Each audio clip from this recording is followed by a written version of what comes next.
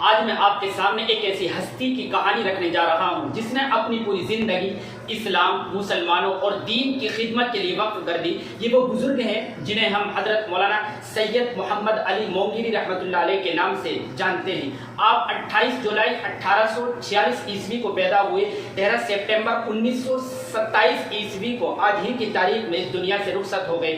مگر یہ صرف تاریخی پیدائش اور وفات نہیں بلکہ درمیان کی کہانی قربانی، علم، ہمت، تصوف اور ملت کے درد سے بھری پڑی تھی۔ آئیے ان کی زندگی کو ایک عام انداز میں سمجھتے ہیں۔ مولانا مونگیری کا تعلق سید گھرانے سے تھا۔ آپ کا سلسلہ نسب حضرت شیخ عبد القادر جیلانی رحمۃ اللہ علیہ سے ہوتا ہوا براہ راست حضور اکرم صلی اللہ علیہ وسلم تک پہنچتا ہے۔ یہ نسبی شرف ہی بہت بڑی بات تھی۔ آپ کا خاندان مدینہ سے کوفہ، پھر عراق، ایران کے علاقے گیلان، پھر بخارا، وہاں سے ملتان اور پھر انڈیا آیا۔ یہاں انڈیا میں یہ بزرگ کھتونی نامی علاقے میں آ کر آباد ہوئے۔ یہ جگہ اصل میں خطہ ولی کہلاتی تھی کیونکہ یہاں اللہ والے سادات آ کر بسے تھے۔ بعد میں یہ خاندان محی الدین پور آیا اور پھر کانپور چلا گیا۔ یہ بھی یاد رکھیں کہ یہ خاندان ہمیشہ اہل سنت والجماعت پر قائم رہا۔ 12 کے سادات میں سے 11 خاندان شیعہ تھے مگر آپ کا خاندان سنی رہا۔ اسی وجہ سے کبھی کبھی تکلیفیں بھی اٹھانی پڑی مگر اللہ تعالیٰ کی مشیت تھی کہ ان سے بڑے بڑے کام لینے تھے۔ مولانا مونگیری کے والد کا سایہ صرف 2 سال کی عمر میں سر سے اٹھ گیا۔ دادا اور چچا نے آپ کی تربیت کی۔ بچپن سے ہی آپ میں علم کا شوق تھا مگر حالات آسان نہیں تھے۔ شروع میں یہ خواہش دل میں جاگی کہ کاش مدینہ منورہ کی زیارت ہو لیکن حالات اجازت نہیں دیتے تھے۔ پھر اللہ تعالیٰ نے ایسے اسباب پیدا کیے کہ آپ علم کی طرف متوجہ ہوئے اور مدرسہ فیض عام کانپور میں ایڈمیشن لے لیا اور وہاں ابتدائی علوم پڑھے۔ آگے بڑھتے ہوئے مظاہر علوم سہارنپور پہنچے اور یہاں پہنچنے کے بعد بڑے بڑے اساتذہ اور ٹیچر سے فائدہ حاصل کیا۔ آپ نے منقولات یعنی قرآن و حدیث اور معقولات، منطق اور فلسفہ دونوں پڑھے مگر دل کو قرآن اور حدیث ہی سے لگاؤ تھا۔ فلسفے اور منطق میں بھی آپ نے مہارت حاصل کی مگر طبیعت کو سکون حدیث ہی سے ملا۔ مولانا مونگیری کے 3 بڑے استاد بہت مشہور ہیں جیسے حضرت مفتی عنایت احمد کاکوری۔ یہ وہ عالم تھے جنہوں نے جزیرہ انڈومان کی جیل میں بیٹھ کر علم الصیغہ جیسی کتاب لکھی۔ آپ نے وہ کتاب براہ راست ان سے پڑھی ہے۔ مولانا لطف اللہ علی گڑھی اپنے زمانے کے استاذ الہند کہلاتے تھے اور ان کے علاوہ بڑے بڑے علماء سے آپ نے پڑھا ہے۔ مولانا مونگیری نے بھی ان سے علوم حدیث حاصل کیے۔ مولانا احمد علی سہارنپوری محدث کبیر جن سے آپ نے حدیث کی اعلیٰ سند حاصل کی۔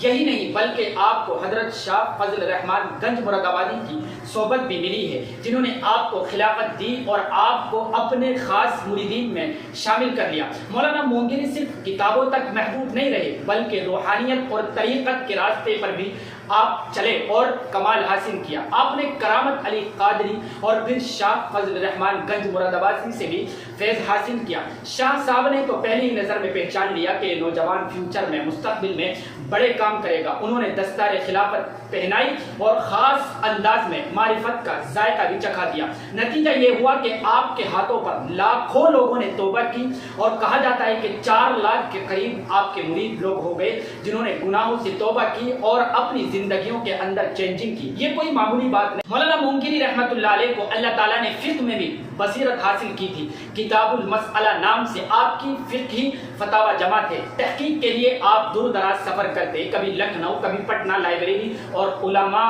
اکرام سے بحث و مباحثہ کرتے اور مسائل پر تحقیق کرتے اور غور کرتے۔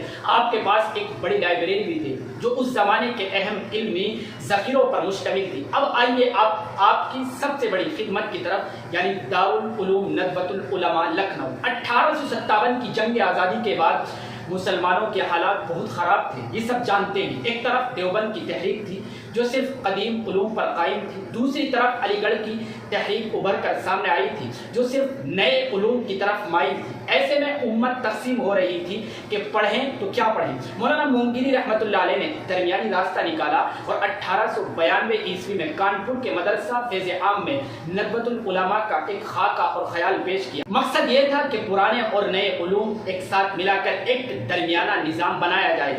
ندوے کے 3 بڑے مقصد یہی سامنے تھے: نصاب کی اصلاح یعنی سلیبس کے اندر چینجنگ، علماء کے درمیان اتحاد بعد غیر مسلموں میں اسلام کا تعارف۔ بعد میں 1898 عیسوی میں دارالندوۃ العلماء لکھنؤ کی بنیاد رکھی گئی، جس کے آپ پہلے ناظم تھے۔ 11 سال تک اس ادارے کو چلایا، سلیبس مرتب کیا، اسٹوڈنٹس کے لیے الگ الگ رومز اور یونیفارم بنائی، یہاں تک کہ رہنے کے لیے اور کھانے کے لیے الگ الگ انتظامات کیے۔ البتہ بعد میں علامہ شبلی نعمانی سے اختلافات کی وجہ سے آپ نے یہاں سے ریزائن دے دیا، یعنی الگ ہو گئے اور استعفیٰ دے کر آپ دوسری طرف چلے گئے، مگر ندوہ سے قلبی تعلق آخر دم تک رہا۔ دوستو، انگریزی دور میں عیسائی مشنریاں بھی زور و شور سے انڈیا میں کام کر رہی تھی، غریب مسلمانوں کو پیسے دے کر عیسائی بناتے تھے، تعلیم کے بہانے نوجوانوں کو پھنساتے تھے۔ مولانا مونگیری رحمۃ اللہ علیہ نے اس کا بھرپور مقابلہ کیا، کانپور سے منشور محمدی نامی ایک نیوز پیپر اور اخبار نکالا اور 5 سال تک مسلسل عیسائیت کے اعتراضات اور ان کی جوابات دیے۔ اس کے علاوہ آپ نے کئی کتابیں بھی لکھی، جیسے مرآت الیقین، آئینہ اسلام، دفع التلبیسات، البرہان لحفظ القرآن، پیغام محمد، جو سب سے زیادہ مشہور ہوئی۔ یہ سب کتابیں اسلام کی سچائی اور عیسائیت کی کمزوری کو ظاہر کرتی تھی۔ ان کتابوں کی وجہ سے ہزاروں مسلمان ایمان پر مضبوط ہو رہے اور ٹکے رہے۔ 19ویں صدی کے آخر میں مرزا غلام احمد قادیانی نے نبوت کا دعویٰ کیا، نبی ہونے کا۔ اس فتنے نے بہار کے علاقے میں زور پکڑے، مونگیر اور بھاگلپور کے لوگ دھوکے میں آ رہے تھے۔ مولانا مونگیری رحمۃ اللہ علیہ نے اس فتنے کے خلاف بھی زبردست علمی جہاد کیا، اپنی خانقاہ میں پریس قائم کی تاکہ رسائل فوری طور پر چھپے۔ آپ کہا کرتے تھے اتنا لکھو کہ ہر مسلمان جب صبح اٹھے تو اپنے سرہانے رد قادیانیت کی کتاب پائے۔ آپ نے 40 سے 50 کتابیں لکھ ڈالی، جن میں شامل تھی فیصلہ آسمانی، شہادت آسمانی، چشمہ ہدایت، چیلنج محمدیہ، معیار صداقت۔ ان کتابوں کی وجہ سے بہار میں قادیانیت کی کمر ٹوٹ گئی اور باقی جگہوں پر بھی ان کا زور ختم ہو گیا۔ مولانا مونگیری رحمۃ اللہ علیہ کے بارے میں آپ کو بتلا دیں کہ 3 نکاح کیے۔ پہلے نکاح سے 3 بیٹے اور 2 بیٹیاں ہوئی۔ ایک بیٹے سید احمد علی عالم دین بنے، مگر کم عمری میں ہی اس دنیا سے رخصت ہو گئے۔ دوسرا نکاح ایک نیک بیوہ عورت سے کیا، مگر ان سے کوئی اولاد نہیں ہوئی۔ تیسرے نکاح سے 5 بیٹے اور 1 بیٹی ہوئی۔ انہی میں سے سب سے مشہور مولانا منت اللہ رحمانی تھے، جو بعد میں امارت شرعیہ کے امیر اور آل انڈیا مسلم پرسنل لا بورڈ کے جنرل سیکریٹری رہے۔ مولانا مونگیری رحمۃ اللہ علیہ کو شروع سے ہی گردے کی تکلیف رہتی تھی۔ آخر میں یہ تکلیف اتنی زیادہ بڑھی کہ 13 سپٹمبر یعنی آج ہی کی تاریخ 1927 عیسوی کو ظہر کے بعد اللہ اللہ کہتے ہوئے اس دنیا سے رخصت ہو گئے۔ مغرب کی نماز کے بعد آپ کو دفن کر دیا گیا۔ آپ ہزاروں مریدین اور درجنوں خلفاء چھوڑ گئے، جو آج بھی ان کی یاد کو زندہ رکھے ہوئے ہیں۔ مولانا سید محمد علی مونگیری رحمۃ اللہ علیہ کی زندگی ہمیں یہ سبق دیتی ہے، حالات چاہے کتنے مشکل کیوں نہ ہو، دین کے لیے کام کرنا ہے۔